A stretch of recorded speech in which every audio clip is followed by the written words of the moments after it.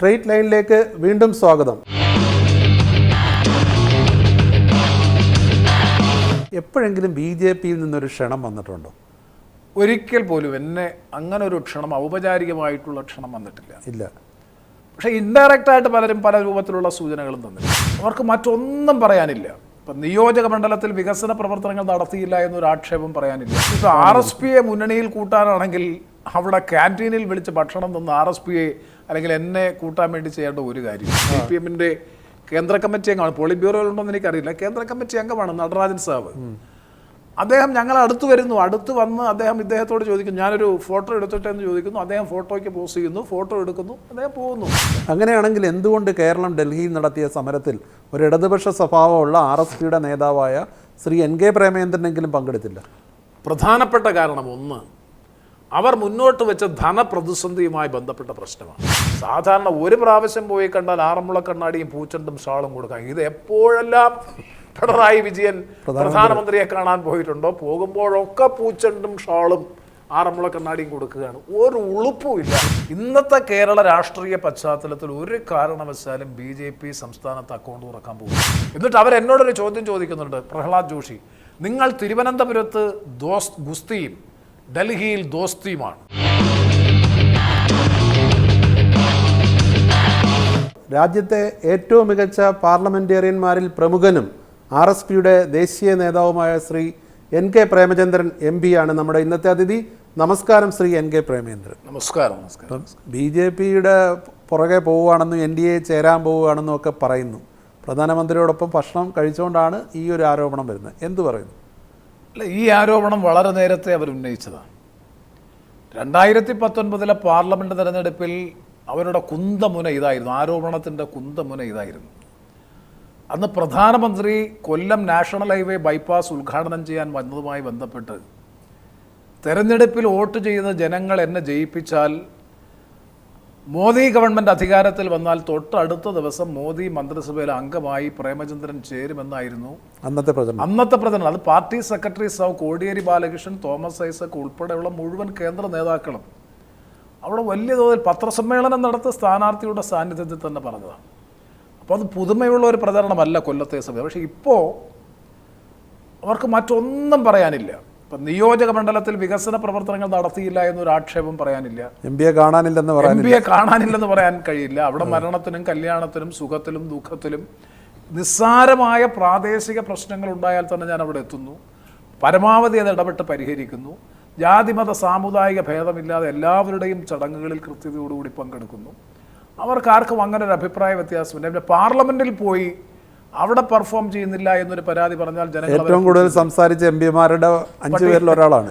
അപ്പം അതുകൊണ്ട് ഒന്നും പറയാനില്ലാതിരുന്നപ്പോൾ പിന്നെ പ്രധാനമന്ത്രി വിളിച്ചു, ഒരു വിരുന്നിൽ പങ്കെടുത്തു. ആ വിരുന്നിൽ പങ്കെടുത്ത മറ്റു പാർട്ടികൾ ഇപ്പോൾ മുന്നണിയിൽ നിന്ന് പോകാൻ നിൽക്കുന്നവരാണ്. ഇന്ത്യ മുന്നണിയിൽ നിന്ന് എന്നെ മാത്രമേ വിളിച്ചുള്ളൂ, സാങ്കേതിക കാരണം പറഞ്ഞിട്ടാണ്. താങ്കളെ ക്ഷണിച്ചത് ഒരുപക്ഷെ പാർലമെന്റിൽ ഏറ്റവും മികച്ച പെർഫോമൻസ് നടത്തിയ MP-മാരെന്നുള്ള നിലയിലായിരിക്കും. അല്ലാതൊരു ഘടകം എന്നെ സംബന്ധിച്ച് ഇപ്പോൾ RSPയെ മുന്നണിയിൽ കൂട്ടാനാണെങ്കിൽ അവിടെ ക്യാൻറ്റീനിൽ വിളിച്ച് ഭക്ഷണം തന്ന RSPയെ അല്ലെങ്കിൽ എന്നെ കൂട്ടാൻ വേണ്ടി ചെയ്യേണ്ട ഒരു കാര്യമില്ല. ഞാൻ മനസ്സിലാക്കുന്നത് പാർലമെൻറ്റിൽ പെർഫോം ചെയ്യുന്ന പാർലമെൻറ്റ് അംഗങ്ങൾ, പിന്നെ ഒരുപക്ഷെ അദ്ദേഹത്തിന് സൗഹൃദം തോന്നി അല്ലെങ്കിൽ താല്പര്യം തോന്നിയിട്ടുള്ളവർ, അത് എന്താണ് മാനദണ്ഡം എന്നതിനെ സംബന്ധിച്ച് എനിക്കിപ്പോഴും അറിയില്ല. ഞാനതാണ് ഉത്തരം പറഞ്ഞത്. ഇനി എന്ത് മാനദണ്ഡത്തിൻ്റെ പേരിലാണ് അദ്ദേഹം വിളിച്ചത്? എനിക്കെൻ്റെ രാഷ്ട്രീയമല്ലേ. അദ്ദേഹത്തിന് ഇനി PR മാനേജ്മെന്റിന്റെ ഭാഗമായിട്ടാണോ, ലഞ്ച് ഡിപ്ലോമസിയാണോ? അതിന് ലഞ്ച് ഡിപ്ലോമസിയാണ്. ഏതാണെങ്കിലും എനിക്കൊരു പൊളിറ്റിക്സ് ഉണ്ടല്ലോ. ആ പൊളിറ്റിക്സാണ് ഞാൻ 5:30 മണിക്ക് പറഞ്ഞത്. വൈകുന്നേരം 5 മണി. ആരും പറയാത്ത നിലയിൽ ഞാൻ 342-ാം ചട്ടം വെച്ച് ഒരു ബദൽ പ്രമേയം തന്നെ ഈ വൈറ്റ് പേപ്പറിനെതിരായി അത് നിരാകരിക്കണമെന്നാവശ്യപ്പെട്ടുകൊണ്ട് അതുകൊണ്ടാണ് എനിക്ക് 20 മിനിറ്റോളം സംസാരിക്കാൻ സമയം കിട്ടി. അതിൽ മുഴുവൻ ഞാൻ സംസാരിക്കുന്ന എൻ്റെ തുടക്കം മുതൽ എന്നെ തടസ്സപ്പെടുത്തുക എന്നിട്ട് എന്നെ ആക്ഷേപിക്കുന്നു, എന്നെ പരിഹസിക്കുന്നു. അതുമാത്രവുമല്ല, ധനമന്ത്രിയുടെ ബഡ്ജറ്റ് പ്രസംഗത്തിൻ്റെ മറുപടി 6 or 7 പ്രാവശ്യമാണ് എന്നെ വിമർശിച്ചുകൊണ്ട് ധനമന്ത്രി നിർമ്മലാ സീതാരാമൻ പറഞ്ഞത്. അപ്പോൾ അങ്ങനെ ഒരു ലഞ്ച് ഡിപ്ലോമസിയിലൂടെ രാഷ്ട്രീയം മാറുന്നതാണ് RSPയുടെ അല്ലെങ്കിൽ ഇടതുപക്ഷ രാഷ്ട്രീയമെന്ന് ധരിച്ചിട്ടാണ് അദ്ദേഹം ചെയ്തതെങ്കിൽ അദ്ദേഹത്തിന് തെറ്റി. അല്ല, ഇതിനിടയിൽ ചോദിച്ചോട്ടെ, ഇപ്പം താങ്കൾ പാർലമെൻറ്റിലെ മികച്ച പാർലമെൻറ്റേറിയനുള്ള അവാർഡ് തന്നെ പലതവണ മേടിച്ചു.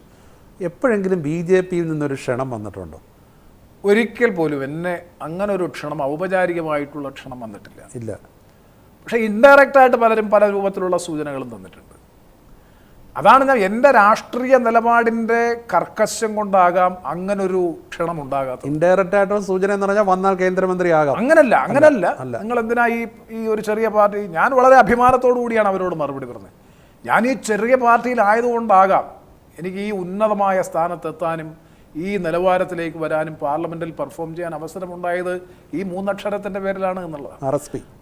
അങ്ങനെയുള്ള കേവലമായിട്ടുള്ള നിരീക്ഷണങ്ങളല്ലാതെ BJP-യിലോ അല്ലെങ്കിൽ ഏതെങ്കിലും തരത്തിലുള്ള മാറ്റവുമായി ബന്ധപ്പെട്ട് ഒരു ക്ഷണവും ഔപചാരികമായിട്ട് അല്ലെങ്കിൽ പരോക്ഷമായിട്ട് പോലും ഒരു ക്ഷണവും എന്നെ സംബന്ധിച്ചുണ്ടായിട്ടില്ല. അവർക്ക് നല്ലതുപോലെ എൻ്റെ നിലപാടറിയാം. പക്ഷേ രാഷ്ട്രീയം എന്ന് പറയുന്നത് ഇപ്പോൾ ഒരു ലാഭക്കച്ചവടം പോലെ കാണുന്ന ഒരു കാലഘട്ടം കൂടിയാണ്.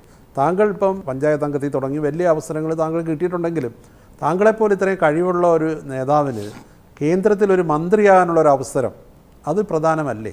അല്ല, ഞാൻ പറഞ്ഞു അതിനേക്കാളൊക്കെ പ്രധാനം വ്യക്തിഗതമായിട്ടുള്ള ഇൻറ്റഗ്രിറ്റി.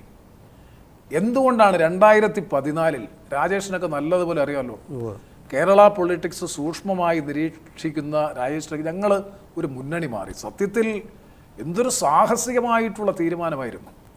അതെ, 34 വർഷക്കാലം ഇടതു ജനാധിപത്യ മുന്നണിയിൽ അടിയുറച്ചു നിന്ന് പ്രവർത്തിക്കുകയും അതിൻ്റെ പ്രയോക്താവായി പ്രചാരകനായി രംഗത്ത് നിൽക്കുകയും ചെയ്ത ഞാൻ തൊട്ട് ഒരാഴ്ചക്കുള്ളിൽ മറ്റൊരു മുന്നണിയുടെ പ്രതിനിധിയായി തെരഞ്ഞെടുപ്പിൽ മത്സരിക്കുക എന്ന് പറയുന്നത് സാഹസികമായത്. എന്തുകൊണ്ടാണ് ജനങ്ങൾ ഉൾക്കൊണ്ടത്?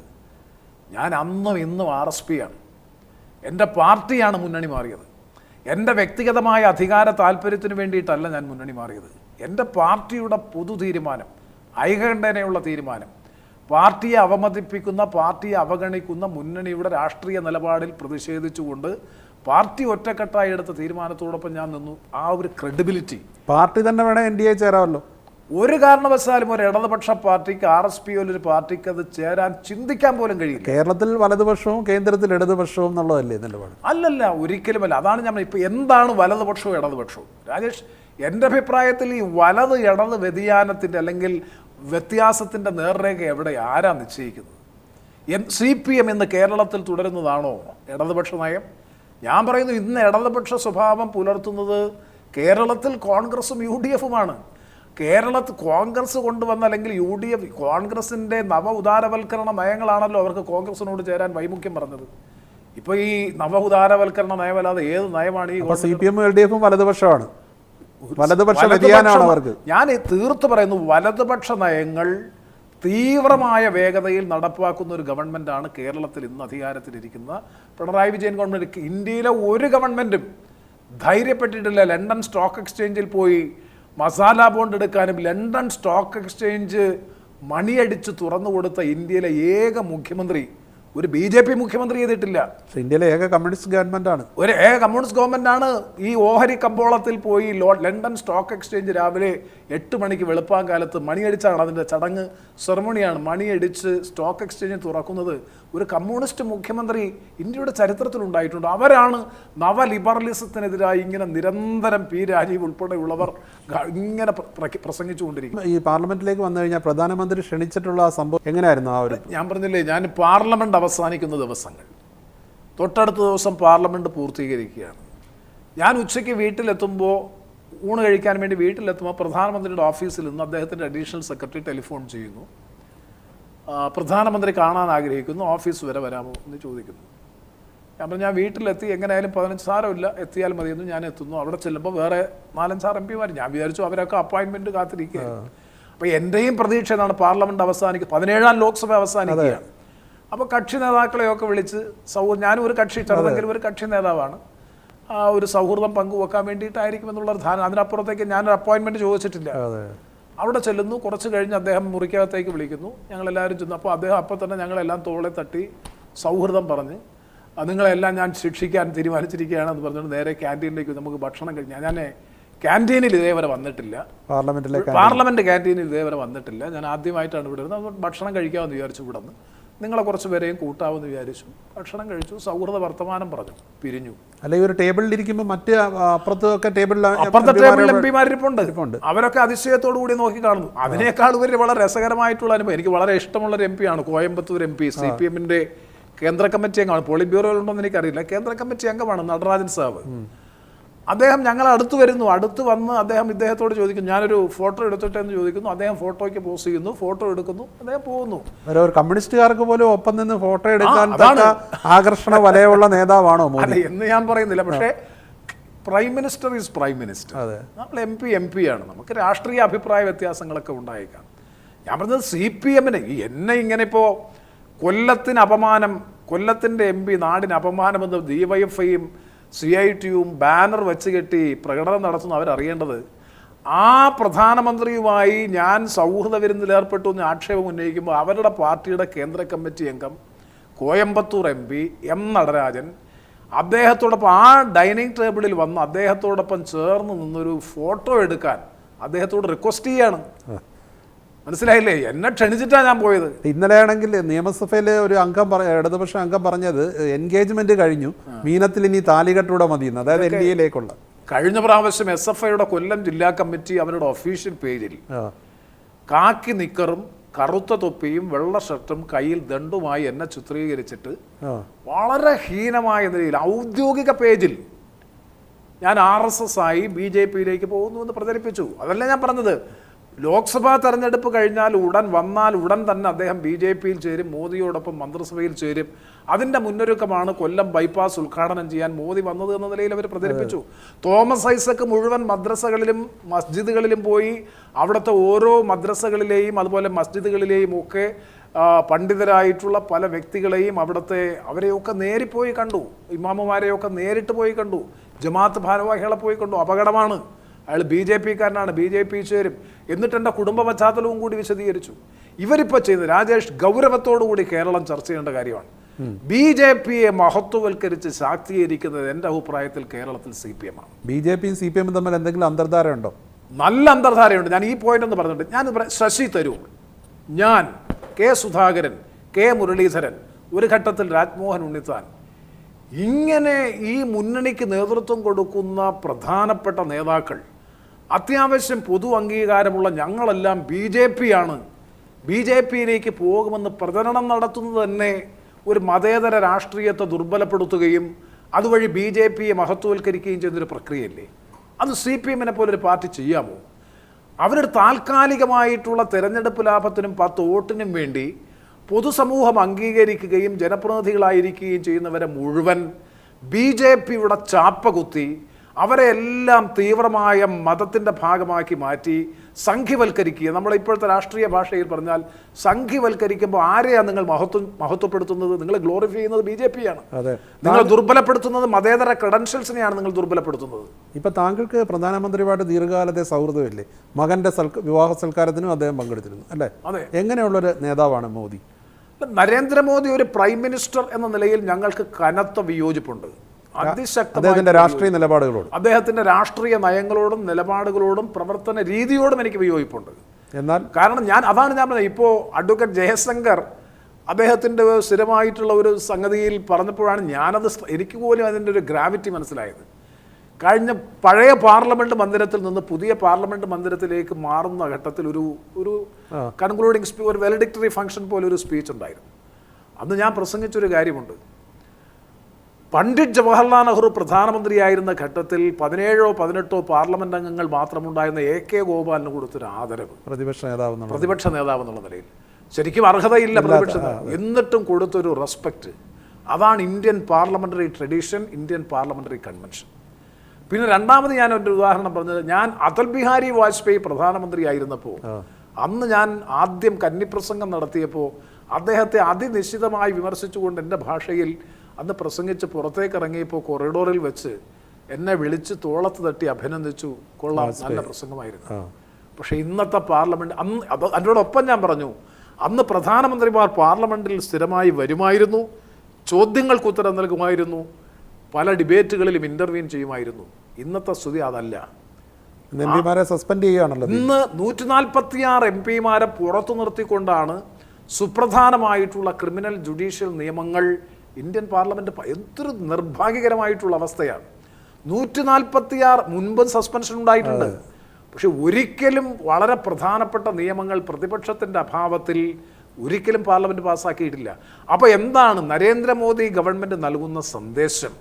വളരെ വ്യക്തമാണ്, കൃത്യമാണ്. പ്രതിപക്ഷം പാർലമെന്ററി ജനാധിപത്യ സംവിധാനത്തിൽ അനിവാര്യമല്ല എന്ന വ്യക്തമായ നിലപാടാണ് തുടരുന്നത് അദ്ദേഹം. എങ്കിലും എൻ്റെ ചോദ്യത്തിലേക്ക് വരാം, എന്താണ് അദ്ദേഹത്തിൻ്റെ മികവ്, എന്താണ് പോരായ്മ? അല്ല, അദ്ദേഹത്തിൻ്റെ മികവിനെ സംബന്ധിച്ചും അദ്ദേഹത്തിൻ്റെ മറ്റ് പ്രവർത്തനങ്ങളെ സംബന്ധിച്ചുമല്ല ഞാൻ പറഞ്ഞത്. അദ്ദേഹം BJPയുടെ അല്ലെങ്കിൽ ഇന്ന് രാജ്യത്തിൻ്റെ പ്രധാനമന്ത്രിയാണ്. തുടർ ഭരണത്തിലൂടെ 10 വർഷക്കാലം പ്രധാനമന്ത്രി. പക്ഷേ ആ പ്രധാനമന്ത്രി ആയത് തന്നെ രാജ്യത്തെ മതപരമായ ധ്രുവീകരണത്തിലൂടെയാണ്. അപ്പോൾ അദ്ദേഹത്തിൻ്റെ പെർഫോമൻസിനെ കുറിച്ചോ പ്രവർത്തനത്തെ സംബന്ധിച്ചോ ഒന്നും പ്രകീർത്തിക്കാൻ നമ്മളാളല്ല. കാരണം അദ്ദേഹം തുടരുന്ന പൊളിറ്റിക്കൽ ഫിലോസഫി, അദ്ദേഹത്തിൻ്റെ സ്റ്റൈൽ ഓഫ് ഫങ്ഷനിങ്, ഇതൊന്നും രാജ്യത്തിന് പൊതു താല്പര്യമായി നമുക്ക് ചൂണ്ടിക്കാണിക്കാൻ കഴിയുന്നതല്ല. മതിപ്പുളവാക്കുന്ന എന്തെങ്കിലും ഉണ്ടോ? അല്ല, അങ്ങനെ ഉളവാക്കാൻ ഞാൻ നേരത്തെ സൂചിപ്പിച്ചല്ലോ. അദ്ദേഹം ഈ തരത്തിൽ തുടർ ഭരണത്തിലൂടെ അധികാരത്തിലിരിക്കുന്നു എന്നതിനപ്പുറത്തേക്ക് രാജ്യത്തിൻ്റെ പൊതുവായ നന്മയ്ക്ക് വേണ്ടി ഇത് ചെയ്യുന്നു എന്ന് പറയാൻ കഴിയില്ല. കാരണം ഒരുപാട് ജനക്ഷേമ പ്രവർത്തനങ്ങൾ നടത്തുന്നില്ലേ? ഇല്ല, അവിടെയാണ് ഏറ്റവും ശക്തമായിട്ടുള്ള ഇപ്പോൾ ഒരു ഉദാഹരണത്തിന് സാമ്പത്തിക വളർച്ച കൈവരിച്ചു രാജ്യം എന്നുള്ളതൊരു യാഥാർത്ഥ്യമാണ്. പക്ഷേ ആ സാമ്പത്തിക വളർച്ചയുടെ ഗുണഫലം സാധാരണ സമൂഹത്തിന് ലഭിക്കുന്നില്ല എന്നുള്ളതാണ് ഏറ്റവും പ്രധാനപ്പെട്ട പ്രശ്നം. ഇപ്പോൾ തൊഴിലില്ലായ്മയുടെ നിരക്ക് പരിശോധിച്ചാൽ സ്വാതന്ത്ര്യാനന്തര ഭാരതത്തിൻ്റെ ചരിത്രത്തിൽ ഏറ്റവും വലിയ തൊഴിലില്ലായ്മ വളർച്ചാ നിരക്കാണ് ഉണ്ടായിട്ടുള്ളത്. ദാരിദ്ര്യത്തിൻ്റെ കാര്യത്തിൽ ഇപ്പോഴും ഗ്ലോബൽ ഹങ്കർ ഇൻഡെക്സ് ഇന്ത്യയുടെ സ്ഥാനം 111. പ്രതിശീർഷ വരുമാനത്തിൻ്റെ കാര്യത്തിൽ ഭാരതത്തിൽ പ്രതിശീർഷ വരുമാനത്തിൻ്റെ കാര്യത്തിൽ ബംഗ്ലാദേശിനും ശ്രീലങ്കയ്ക്കും പിന്നിലാണ് ഇന്ത്യ. പക്ഷേ ലോകത്തിന് മുന്നിൽ ഒരു വലിയ ശക്തിയായി ഇന്ത്യ ഉയർത്തപ്പെട്ടില്ലേ ഈ കാലം? അത് ഇന്ത്യയുടെ ഒരു വലിയ കരുത്താണ്. ഇന്ത്യയുടെ 140 കോടി ജനങ്ങൾ, ഇന്ത്യൻ പ്രധാനമന്ത്രി എന്നുള്ള നിലയിൽ മോദിക്ക് കിട്ടുന്ന അംഗീകാരവും ഇല്ലേ? അല്ല, അത് ഞാൻ സൂചിപ്പിച്ചല്ലോ. ഇന്ത്യ ലോകത്തൊരു സാമ്പത്തിക ശക്തിയായി വളരുമെന്നുള്ളത് വളരെ നേരത്തെ തന്നെ ഡോക്ടർ മൻമോഹൻ സിംഗ് പ്രവചിച്ചിട്ടുള്ളതാണ്. ഡോക്ടർ APJ അബ്ദുൽ കലാം പ്രവചിച്ചിട്ടുള്ളതാണ്. ആധുനിക ലോകത്തിൽ ഈ പറയുന്ന മാൻ പവറും അതിൻ്റെ ശേഷിയും വികസിപ്പിച്ചെടുക്കാൻ കഴിയുന്ന ഇതേ കാര്യം ഡോക്ടർ മൻമോഹൻ സിംഗ് തൻ്റെ പ്രസംഗത്തിൽ പറഞ്ഞിട്ടുണ്ട്. 2030 30 അത് ആ കാലയളവോടുകൂടി ലോകത്തെ 3ാമത്തെ സാമ്പത്തിക ശക്തിയായി മാറാനുള്ള പശ്ചാത്തലം രാജ്യത്ത് നിലവിലുണ്ട്. ഇവിടെ പ്രധാനപ്പെട്ട പ്രശ്നം, അങ്ങനെ സാമ്പത്തിക ശക്തിയായി വളരുമ്പോൾ രാജ്യത്തെ ബഹുഭൂരിപക്ഷം വരുന്ന സാധാരണ ജനങ്ങൾക്കുള്ള ഗുണം, മെച്ചം, മികവ് എന്ത് എന്നുള്ളതാണ്. ഇപ്പം തന്നെ കേരളത്തിൽ ഏറ്റവും ഒടുവിൽ ഭാരത് അരി എന്ന് പറഞ്ഞിപ്പം 29 രൂപയ്ക്ക് കിലോയ്ക്ക് അരി കൊടുക്കുന്നു. അതുപോലെ ഒരു രാഷ്ട്രീയ വിവാദമായി മാറുകയാണ്. പക്ഷേ സാധാരണക്കാർക്ക് അത് ഗുണം ചെയ്യുന്നതല്ലേ? പക്ഷേ അവിടെയൊക്കെ ഒരു ഫെഡറൽ ജനാധിപത്യ സംവിധാനത്തിൻ്റെ മൂല്യങ്ങൾ സംരക്ഷിക്കേണ്ടതല്ലേ? അങ്ങനെ കേന്ദ്ര ഗവൺമെൻറ് നേരിട്ട് അരി വിതരണം ചെയ്യുക എന്ന് പറയുന്നത് ഒരു തരത്തിലും അംഗീകരിക്കാൻ കഴിയുന്നതല്ല. അങ്ങനെയാണെങ്കിൽ എന്തുകൊണ്ട് കേരളം ഡൽഹിയിൽ നടത്തിയ സമരത്തിൽ ഒരു ഇടതുപക്ഷ സ്വഭാവമുള്ള RSPയുടെ നേതാവായ ശ്രീ NK പ്രേമചന്ദ്രനെങ്കിലും പങ്കെടുത്തില്ല? പ്രധാനപ്പെട്ട കാരണം, ഒന്ന്, അവർ മുന്നോട്ട് വെച്ച ധനപ്രതിസന്ധിയുമായി ബന്ധപ്പെട്ട പ്രശ്നമാണ്. ഞങ്ങളുടെ ഖണ്ഡിതമായ അഭിപ്രായം, VD സതീശൻ അത് കൃത്യമായി പറഞ്ഞിട്ടുണ്ട്. കേരളത്തിൻ്റെ ധനപ്രതിസന്ധിക്കുള്ള പ്രധാനപ്പെട്ട കാരണം കേന്ദ്ര ഗവൺമെൻറ് അവഗണന മാത്രമല്ല. എന്നാൽ കേന്ദ്രത്തിൻ്റെ അവഗണനയല്ല, കേന്ദ്ര നയങ്ങൾ. അവിടെയാണ് ഞാൻ ഊന്നൽ നൽകാൻ ആഗ്രഹിക്കുന്നത്. ഇപ്പോൾ ഫിനാൻസ് കമ്മീഷൻ സംസ്ഥാനങ്ങൾക്ക് കൊടുക്കുന്ന ധനവിഹിതത്തെ സംബന്ധിച്ച് സ്വീകരിച്ച മാനദണ്ഡം, അതിൽ ഞങ്ങൾക്ക് ശക്തമായിട്ടുള്ള വിയോജിപ്പുണ്ട്. GST കോമ്പൻസേഷൻ നൽകണം എന്ന കാര്യത്തെ സംബന്ധിച്ച് ഞങ്ങൾക്ക് നിലപാടുണ്ട്. അങ്ങനെയുള്ള പൊതു നിലപാടുകൾ ഞങ്ങൾ ഉയർത്തിപ്പിടിക്കുമ്പോൾ തന്നെ, ഇത് ഇന്നും ഇന്നലെയുള്ള കാര്യമല്ല. 15ാം ധനകാര്യ കമ്മീഷൻ തുടങ്ങിയപ്പോൾ തന്നെ ഈ അവാർഡ് വന്ന് അന്നൊന്നും ഇവർ സമരം ചെയ്തില്ല. GST കോമ്പൻസേഷൻ 2023 തീരുമെന്നുള്ളത് 2018 ഈ നിയമം 2017 നിയമം പാസ്സാക്കിയപ്പോൾ അവർക്കറിയാം. ഈ നിയമത്തെ ആദ്യം പിന്തുണച്ചത് തോമസ് ഐസക്കാണ്. അപ്പോൾ ഈ കാര്യങ്ങൾ ഉന്നയിച്ചുകൊണ്ടാണ് ഇവർ ഇപ്പോൾ ഈ സമരം. പക്ഷേ ഈ സമരത്തിന് വലിയ പിന്തുണ കിട്ടി. ഇപ്പം ഡൽഹി മുഖ്യമന്ത്രി, പഞ്ചാബ് മുഖ്യമന്ത്രി തുടങ്ങി, കപിൽ സിബൽ തുടങ്ങി, ഫറൂഖ് അബ്ദുള്ള തുടങ്ങി ഒരുപാട് ദേശീയ നേതാക്കൾ പങ്കെടുത്തില്ലേ? അന്നേരം കേരളത്തിൻ്റെ ഒരു പൊതു ആവശ്യം വന്നപ്പോൾ പൊതുവേ തമിഴ്നാട്ടുകാരെ കുറിച്ച് പറയാറുണ്ട്. തമിഴ്നാട്ടിലെ രാഷ്ട്രീയക്കാർ തമിഴ്നാടിൻ്റെ ഒരു ആവശ്യം വന്നാൽ ഒന്നിച്ച് നിൽക്കും. പക്ഷേ കേരളത്തിലെ 19 MPമാരും ഒന്നും ചെയ്തില്ലെന്ന് ഇവരിപ്പോഴും ആരോപിക്കുന്നുണ്ട്. BJPക്കെതിരായിട്ടുള്ളൊരു മൂവ്മെന്റ് നിങ്ങൾ ഡൽഹിയിൽ നടത്തി നോക്ക്. ഇത് BJPക്കെതിരായിട്ടുള്ളൊരു മൂവ്മെന്റ് ആണ്. കേന്ദ്ര ഗവൺമെന്റിനെതിരായിട്ടുള്ളൊരു മൂവ്മെന്റ് നിങ്ങൾ നടത്തി നോക്ക്. RSP നാളെ നടത്തിയാലും നമ്മൾ വിളിച്ചാൽ ഇവരൊക്കെ വരും. അല്ല, കർണാടക സംസ്ഥാനം അവരാരെയും ക്ഷണിച്ചില്ല. ഇവർ പക്ഷേ പ്രതിപക്ഷത്തെ ക്ഷണിച്ചായിരുന്നല്ലോ. അതല്ല, കർണാടക സംസ്ഥാന ഗവൺമെന്റ് നടത്തിയപ്പോൾ അവർ രാജ്യത്തെ മറ്റ് രാഷ്ട്രീയ പാർട്ടികളെ ഒന്നും ക്ഷണിച്ചില്ല. കേരളം ക്ഷണിച്ചത് അതാ പറഞ്ഞത്, അവർ വന്നു. അല്ല, പ്രതിപക്ഷത്തെ ക്ഷണിച്ചായിരുന്നു. ഞങ്ങൾ വരാത്തതിന്റെ കാരണങ്ങളാണ് ഞാൻ പറഞ്ഞത്. ഒന്ന്, ഞാൻ ഈ പറഞ്ഞത് ഒന്ന്. 2, ഈ 8 വർഷം ഇവിടെ പോയിരുന്നു.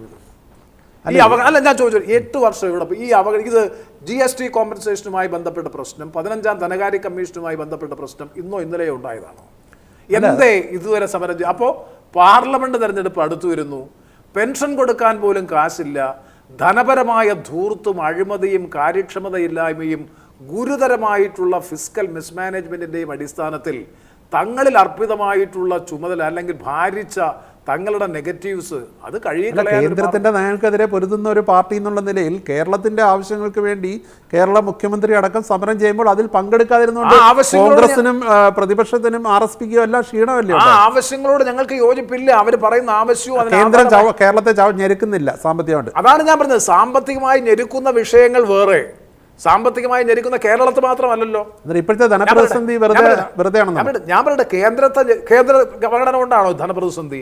അല്ല, കേന്ദ്രം കൊടുക്കേണ്ട പല ആനുകൂല്യങ്ങളും കൊടുക്കുന്നില്ല. ഏത് ആനുകൂല്യങ്ങളാണ് കൊടുക്കാത്തത്? അവര് പറയട്ടെ. ആ കാര്യങ്ങളാണ് വിയോജിപ്പ്. അവിടെയാണ് ഞാൻ പറഞ്ഞത്. ഇത് കർണാടകത്തിനും കേരളത്തിനും തെലങ്കാനയ്ക്കും തമിഴ്നാടിനും രാജ്യത്തുള്ള മുഴുവൻ സംസ്ഥാനങ്ങൾക്കും ബാധകമായിട്ടുള്ള കാര്യമാണ്. ഇവർ ഞെരുക്കുന്നു. അവിടെ എങ്ങും ഈ പറയുന്ന ധനപ്രതിസന്ധി ഇല്ലല്ലോ. അത് അവിടെ ഉണ്ടാക്കി വെച്ച ദൂരത്തിന്റെ ഭാഗമാണ്. ഒരു സംശയവും വേണ്ട. ഇത്രയും ഗുരുതരമായിട്ടുള്ള ധനപ്രതിസന്ധി നിലനിൽക്കുമ്പോഴല്ലേ ഇവര് എത്രയാ ഈ കേരളീയത്തിന് വേണ്ടി ചെലവഴിച്ചത്?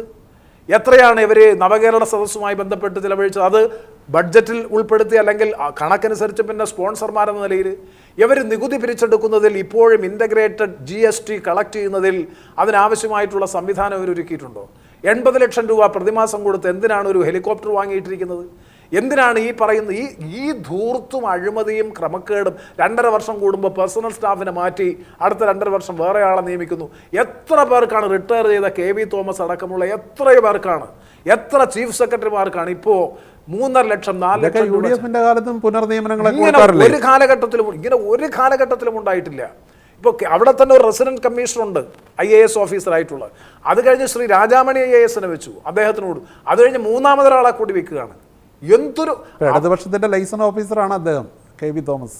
അതെ, അദ്ദേഹത്തിനെ ഉദ്ദേശിച്ച് ഇതെല്ലാം അവിടെയാണ് ഇതെല്ലാം ഒരു കേസല്ല. ഇപ്പം നേരത്തെ പറഞ്ഞ പോലെ ഇപ്പം വിദ്വേഷത്തിൻ്റെയും വെറുപ്പിൻ്റെയും കടയിൽ നിൽക്കാനല്ല താല്പര്യം, അല്ലെങ്കിൽ സ്നേഹത്തിൻ്റെ കടയിൽ നിന്നാണ്. ഇപ്പം ഒരു കമ്പയർ ചെയ്ത് പറഞ്ഞാൽ ഭക്ഷണം കഴിക്കാനെങ്കിലും ഇഷ്ടം, പക്ഷേ വിദ്വേഷത്തിൻ്റെയും വെറുപ്പിൻ്റെയും കടയിൽ നിന്നാണ് താങ്കൾ ഭക്ഷണം കഴിച്ചതെന്ന് ഇടതുപക്ഷക്കാർ പറയുന്നുണ്ട്. അല്ല, അവരിപ്പോൾ പറയുന്നത് അതാണ്. അതിന് മറുപടി എത്ര വേണമെങ്കിലും ഞങ്ങൾ പറയാം. നിതിൻ ഗഡ്കരി എന്ന് പറയുന്ന BJPയുടെ നാഗ്പൂർ ആസ്ഥാനം, സംഘ് പരിവാർ ആസ്ഥാനത്തിന്റെ ഏറ്റവും പ്രധാനപ്പെട്ട വക്താവാണ്, കേന്ദ്രമന്ത്രിയാണ്. BJPയുടെ മുൻ പ്രസിഡന്റിനെ ഒരു ഔദ്യോഗിക പരിപാടിയും ഇല്ലാതെ സ്വകാര്യമായി അദ്ദേഹത്തെയും കുടുംബത്തെയും മുഖ്യമന്ത്രിയുടെ ഔദ്യോഗിക വസതിയിൽ വിളിച്ചു വരുത്തി വിരുന്നു കൊടുത്തു. ആരെങ്കിലും ഇവിടെ ചോദ്യം ചെയ്തു? ആരെങ്കിലും ഇവിടെ ആക്ഷേപിച്ചു? CPMന്റെ പോളിറ്റ് ബ്യൂറോ അംഗം BJPയുടെ അഖിലേന്ത്യാ പ്രസിഡന്റായിരുന്ന സംഘ് പരിവാറിന്റെ അടുത്ത വ്യക്തിയും വക്താവുമായിട്ടുള്ള കേന്ദ്രമന്ത്രിയെ വിളിച്ച് ഭക്ഷണം കൊടുത്ത ചരിത്രം ഇന്ത്യയിൽ എവിടെങ്കിലും ഗഡ്കരി കേരളത്തിലെ ഈ റോഡിന്റെ കാര്യത്തിലും എല്ലാം വലിയ രീതിയിൽ സഹകരിക്കുന്ന ഒരു കേന്ദ്രമന്ത്രി അതാണെങ്കിൽ അത് പറയട്ടെ. കേന്ദ്രം സംസ്ഥാനം സഹകരിക്കുന്നുണ്ട്. അങ്ങനെ CPM മുൻകാലങ്ങളിൽ ചെയ്തിട്ടുണ്ടോ? 1. 2, ഒരൊറ്റ ഉദാഹരണവും വേണ്ടല്ലോ. അൽഫോൺസ് കണ്ണന്താനം അരിവാൾ ചുറ്റിക നക്ഷത്രം അടയാളത്തിൽ മത്സരിച്ച് ജയിച്ച് MLA ആയി തോറ്റ് അടുത്ത പ്രാവശ്യം നേരെ BJPയിലേക്ക് കയറി ക്യാബിനറ്റ് മന്ത്രിയായപ്പോൾ കേരളത്തിൻ്റെ മുഖ്യമന്ത്രിയും പരിവാരങ്ങളും കൂടി കേരള ഹൗസിൽ അദ്ദേഹത്തെ വിളിച്ചുവെന്ന് മാത്രമല്ല, ആ ദൃശ്യം കണ്ടാൽ ഞെട്ടും. കേരളത്തിൻ്റെ മുഖ്യമന്ത്രി മിനിറ്റുകളോളം കേരള ഹൗസിന് വെളിയിൽ കാത്തു നിൽക്കുകയാണ് അൽഫോൺസ് കണ്ണന്താനത്തെ സ്വീകരിക്കാൻ. ഒരു BJPയുടെ ക്യാബിനറ്റ് മന്ത്രിയെ സ്വീകരിക്കാൻ, അതും CPMൽ നിന്ന് പോയ ഒരു ക്യാബിനറ്റ് മന്ത്രിയെ BJPയിലേക്ക് പോയ ആളെ സ്വീകരിക്കാൻ, എന്നിട്ട് ഓണസദ്യ ഒരുക്കി അദ്ദേഹത്തിന് വിഭവസമൃദ്ധമായ ഭക്ഷണം കൊടുക്കുന്നു. ഒരു പ്രശ്നവുമില്ല അതിനകത്ത്. രാഷ്ട്രീയത്തിൽ ഇത്തരം വിദ്വേഷത്തിന് പ്രസക്തി ഉണ്ട്. CPMന്റെ MLAമാരും സഖാക്കൾ. ഇപ്പൊ എനിക്കെതിരെ DYFI കൊല്ലത്ത് സമരമാണ്, നാടിന് അപമാനം. CITU സമരമാണ്. എന്തിനാ? പ്രധാനമന്ത്രിയോടൊപ്പം ഭക്ഷണം കഴിച്ചതിന് MP സ്ഥാനം രാജിവെക്കണമെന്ന് ആവശ്യപ്പെട്ടുകൊണ്ട് സമരം ചെയ്യുന്ന തരംതാണ നിലയിലേക്ക് ഈ സംഘം മാറി. അത് അടുത്ത തെരഞ്ഞെടുപ്പിൽ വിലയിരുത്തപ്പെടും. തീർച്ചയായിട്ടും വിലയിരുത്തപ്പെടും. ഇതാണോ രാഷ്ട്രീയം? അങ്ങനെയാണെങ്കിൽ ഈ പിണറായി വിജയൻ എന്ന് പറയുന്ന കേരളത്തിന്റെ മുഖ്യമന്ത്രിക്ക് ഒരു നിമിഷമെങ്കിലും കേരളത്തിന്റെ മുഖ്യമന്ത്രി സ്ഥാനത്ത് അധികാരത്തിൽ, വേറൊരു ഉദാഹരണം കൂടി ഞാൻ പറയാം. ഷിബു ബേബി ജോൺ, ഇപ്പോഴത്തെ പാർട്ടിയുടെ സംസ്ഥാന സെക്രട്ടറി ഷിബു ബേബി ജോൺ തൊഴിൽ മന്ത്രിയായിരുന്നപ്പോൾ ഔദ്യോഗിക ആവശ്യത്തിന് അഹമ്മദാബാദിൽ പോയപ്പോൾ അദ്ദേഹം ഒരു പ്രോജക്റ്റുമായി അന്നത്തെ മുഖ്യമന്ത്രിയെ കാണാൻ പോയപ്പോൾ ഷാൾ ഇട്ടു, പൂച്ചണ്ട് കൊടുത്തില്ല, ഒരു 6 മുള കണ്ണാടി കൊടുത്തു. നരേന്ദ്രമോദിയായിരുന്നു അന്നത്തെ അന്ന് ഗുജറാത്ത് മുഖ്യമന്ത്രിയാണ് നരേന്ദ്രമോദി. അന്ന് എന്താ ഈ CPM സംസ്ഥാന സെക്രട്ടറി പിണറായി വിജയൻ പറഞ്ഞത്, VS സഭയിൽ പറഞ്ഞത്? ഇയാൾ രാജിവെക്കണം, ഈ മന്ത്രി. നരേന്ദ്രമോദിയെ സ്വീകരിച്ചിരിക്കുന്നു. ഏത് ഗോദ്ര കലാപത്തിന് നേതൃത്വം കൊടുത്ത നരേന്ദ്രമോദിക്ക് കേരളത്തിൻ്റെ സാംസ്കാരിക ചരിത്രത്തിൻ്റെ പൈതൃകമായിട്ടുള്ള ആറന്മുള കണ്ണാടി കൊടുത്ത ഷിബു ബേബി ജോൺ രാജിവെക്കണമെന്ന് ആവശ്യപ്പെട്ടുകൊണ്ട് നിയമസഭയിൽ പ്രസംഗിച്ചു. CPM പിണറായി വിജയൻ അടക്കമുള്ളവർ പുറത്ത് പ്രസംഗിച്ചു. സാധാരണ ഒരു പ്രാവശ്യം പോയി കണ്ടാൽ ആറന്മുള കണ്ണാടിയും പൂച്ചണ്ടും ഷാളും കൊടുക്കാം. ഇത് എപ്പോഴെല്ലാം പിണറായി വിജയൻ പ്രധാനമന്ത്രിയെ കാണാൻ പോയിട്ടുണ്ടോ, പോകുമ്പോഴൊക്കെ പൂച്ചണ്ടും ഷാളും ആറന്മുള കണ്ണാടിയും കൊടുക്കുകയാണ്. ഒരു ഉളുപ്പുമില്ല. ഇപ്പം RSP ആയി ഇന്ത്യ മുന്നണിയിലാണ് നിൽക്കുന്നത്. ഇപ്പം സ്നേഹത്തിൻ്റെ കടയെന്ന് പറയുന്നു. പക്ഷേ സ്നേഹത്തിൻ്റെ കട ഏറെക്കുറെ പൂട്ടുന്ന അവസ്ഥയിലെത്തിയില്ലേ? കോൺഗ്രസിൽ നിന്ന് ഒന്നിന് പുറകെ ഒന്നായി. ഇപ്പോൾ കമൽനാഥ് ചാഞ്ചാടി നിൽക്കുന്നു. അശോക് ചൗഹാൻ പോലെ മഹാരാഷ്ട്ര മുൻ മുഖ്യമന്ത്രിയായിരുന്ന നേതാവ് പാർട്ടി വിട്ടു. ഇപ്പോൾ BJPയുടെ രാജ്യസഭാ സ്ഥാനാർത്ഥിയായി. ലാൽ ബഹദൂർ ശാസ്ത്രിയുടെ കൊച്ചുമകൻ കോൺഗ്രസ് വിടുന്നു. BJPയിലേക്കൊരു ഒഴുക്കല്ലേ? ഇനിയിപ്പോൾ കോൺഗ്രസ് നയിക്കുന്ന മുന്നണിയിൽ നിന്നിട്ട് എന്തെങ്കിലും കാര്യമുണ്ടോ? അല്ല, അത് തെരഞ്ഞെടുപ്പ് വരുമ്പോൾ മിക്കവാറും ഈ ആയാറാം ഗയാറാം പൊളിറ്റിക്സ് നോർത്ത് ഇന്ത്യൻ പൊളിറ്റിക്സിലും അതുപോലെ ആന്ധ്രയിലും ഒന്നും പുതുമയല്ല. പക്ഷേ അത് ഒരു ഉദാഹരണം പറയാം. ദുർബലമാണ് കോൺഗ്രസ്. ഇപ്പോൾ ബീഹാറിൽ നിതീഷ് കുമാർ പോയി എന്നുള്ളത് കൊണ്ട് എനിക്ക് തോന്നുന്നില്ല ബീഹാറിൽ നിലവിലുള്ള നില മെച്ചപ്പെടുത്തും. RJD കോൺഗ്രസ് ഇടത് സഖ്യം നല്ല ഒരു കോർഡിനേഷൻ വന്നിട്ടുണ്ട്. ജനങ്ങൾ തീർച്ചയായിട്ടും വിലയിരുത്തും. 4 പ്രാവശ്യം മണിക്കൂറിന് ഇങ്ങനെ മാറുന്ന ഈ അവസരവാദപരമായ അധികാര രാഷ്ട്രീയത്തെ നല്ലതുപോലെ അവർ തിരിച്ചറിയുന്നുണ്ട്.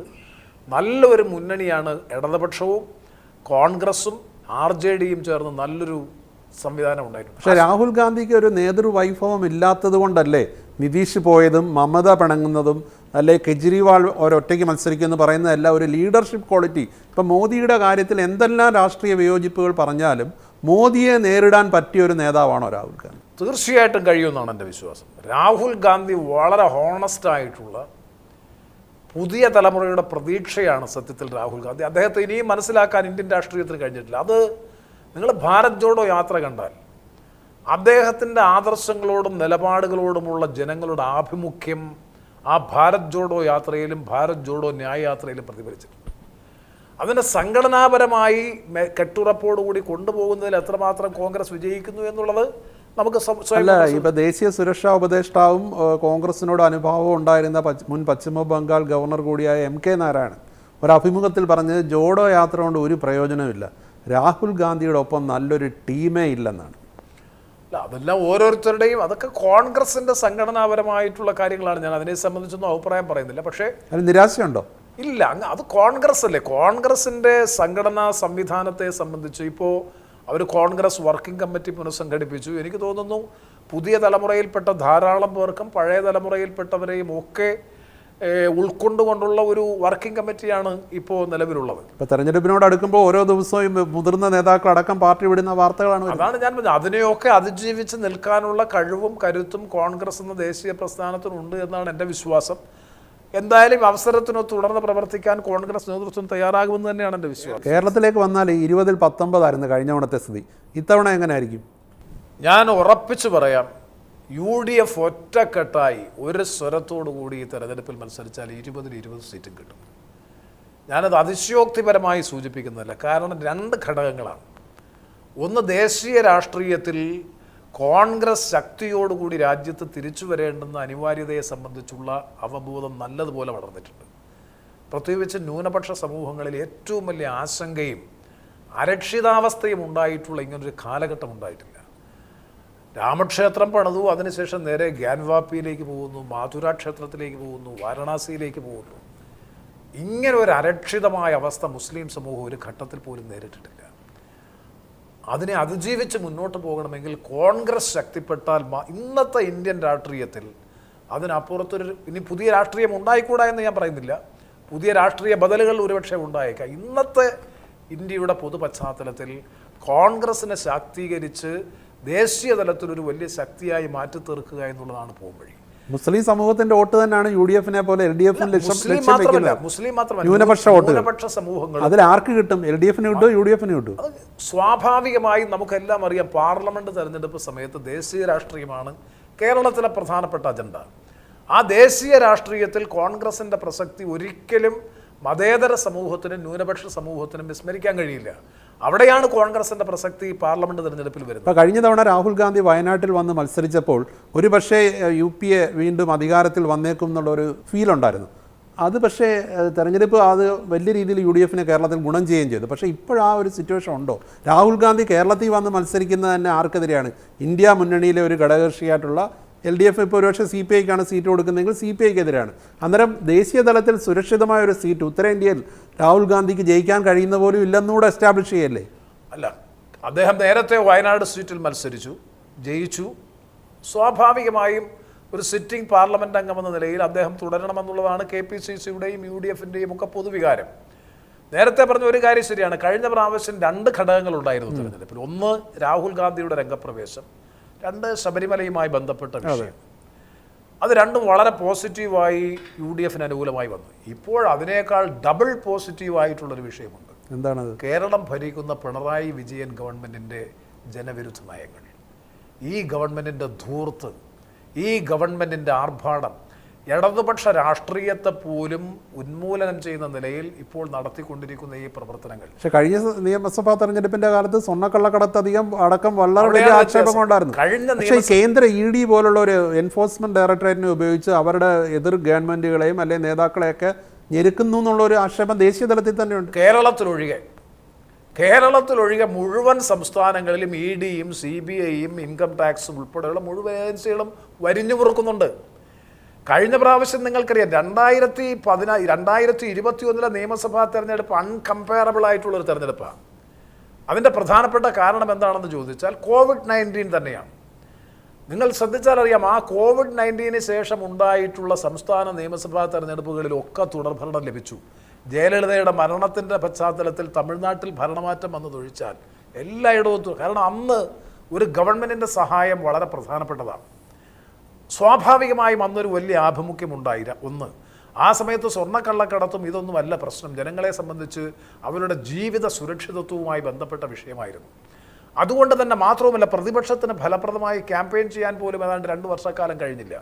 അപ്പോൾ അത്തരമൊരു പശ്ചാത്തലത്തിൽ ആ ഗവൺമെൻറ്റിന് തുടർഭരണം കിട്ടി എന്നുള്ളത് വസ്തുതയാണ്. അതുകൊണ്ട് തന്നെ ഇത്രയും അവമതിപ്പ് ആ ഗവൺമെൻറ്റിനെ സംബന്ധിച്ച് അന്നുണ്ടായിരുന്നില്ല. ഇന്നതല്ല സ്ഥിതി. ജനങ്ങൾ വെറുപ്പോടും അറപ്പോടും കൂടിയാണ് അത് തെരഞ്ഞെടുപ്പിൽ പ്രതിഫലിക്കും, ഉറപ്പായിട്ട് നേരത്തെ പറഞ്ഞു. അത് പ്രതിഫലിക്കുമെന്ന് ഞാൻ പറയാൻ കാരണം രാജേഷേ, പഞ്ചായത്ത് തെരഞ്ഞെടുപ്പുകളിൽ പോലും അത് പ്രതിഫലിക്കുന്നു. ഒരിക്കലും പഞ്ചായത്ത് വാർഡുകളിലേക്ക് നടക്കുന്ന ഉപതെരഞ്ഞെടുപ്പുകളിൽ ഒരിക്കൽ പോലും UDF മുമ്പിൽ വന്നിട്ടില്ല. ഇപ്രാവശ്യം കഴിഞ്ഞ 2 പ്രാവശ്യം തുടർച്ചയായിട്ട് UDF മുമ്പിൽ വന്നു എന്നുള്ളതൊരു വലിയ ഇൻഡിക്കേഷനാണ്. അല്ല, താങ്കൾ നേരത്തെ സംസാരിച്ചപ്പോൾ പറഞ്ഞു UDF ഒറ്റക്കെട്ടായി നിന്നാൽ 20 സീറ്റും ലഭിക്കുമെന്ന്. ഒറ്റക്കെട്ടാണോ UDF? അതുപോലെ കോൺഗ്രസ് തന്നെ ഒറ്റക്കെട്ടാണ്. അല്ല, ഇപ്പോൾ സമരാഗ്നിയുമായി ബന്ധപ്പെട്ട് നടത്തിയിട്ടുള്ള ജാഥ നൽകുന്ന സന്ദേശം തന്നെ ഐക്യത്തിൻ്റെ സന്ദേശമാണ്. ഈ കേന്ദ്ര സംസ്ഥാന ഗവൺമെൻറ്റുകളുടെ നയങ്ങൾക്കെതിരായി ജനങ്ങളെ ബോധവൽക്കരിക്കുന്നതും പാർലമെൻറ്റ് തെരഞ്ഞെടുപ്പിനെ ലക്ഷ്യം വെച്ചുകൊണ്ടുള്ള ക്യാമ്പയിൻ്റെ ഭാഗത്തോടൊപ്പം തന്നെ ഒരു ഐക്യത്തിൻ്റെ സന്ദേശം കേരളത്തിൽ KPCC അല്ലെങ്കിൽ കോൺഗ്രസ് നൽകുന്നുണ്ട് എന്നാണ് എൻ്റെ വിശ്വാസം. അതിൽ പക്ഷേ ഭയങ്കരമായ ഗ്രൂപ്പ് തിരിഞ്ഞുള്ള ചേരിതിരിവല്ലാത്തൊരു കാലഘട്ടം കോൺഗ്രസിൻ്റെ ചരിത്രത്തിലില്ലല്ലോ. മറ്റൊന്ന്, ഇപ്പം തന്നെ ലോക്സഭാ തെരഞ്ഞെടുപ്പിൽ ലീഗ് മൂന്നാമതൊരു സീറ്റ് കൂടെ ചോദിച്ചു. അത് കിട്ടിയില്ലെങ്കിൽ രാജ്യസഭാ സീറ്റ് വേണമെന്ന് അവർ ആവശ്യപ്പെടും. അതൊക്കെ കോൺഗ്രസും ലീഗുമായി രമ്യമായി പരിഹരിക്കും. അതിനൊന്നും ഒരു കാര്യമായ തർക്കവും ഉണ്ടാകുമെന്ന് എനിക്ക് തോന്നുന്നു. BJP കേരളത്തിൽ അക്കൗണ്ട് തുറക്കുമോ? മോദി ഫാക്ടർ കേരളത്തിൽ വരുമോ? ഇന്നത്തെ കേരള രാഷ്ട്രീയ പശ്ചാത്തലത്തിൽ ഒരു കാരണവശാലും BJP സംസ്ഥാനത്ത് അക്കൗണ്ട് തുറക്കാൻ പോകുന്നില്ല. ഇല്ല. അവർ ഏറ്റവും കൂടുതൽ പ്രതീക്ഷ അർപ്പിച്ചുകൊണ്ട് കഴിഞ്ഞ പ്രാവശ്യം ക്യാമ്പയിൻ നടത്തി പ്രവർത്തിച്ചതാണ് കഴിഞ്ഞ 2 പ്രാവശ്യം തിരുവനന്തപുരം സീറ്റ്. BJP കേരളത്തിൽ അക്കൗണ്ട് തുറക്കില്ല എന്ന് പറയാനുള്ള കാരണം അത്രയ്ക്ക് മതേതര ഘടന ശക്തമായിട്ടുള്ള ഒരു മനസ്സാണ് കേരളത്തിൻ്റെ മനസ്സ്.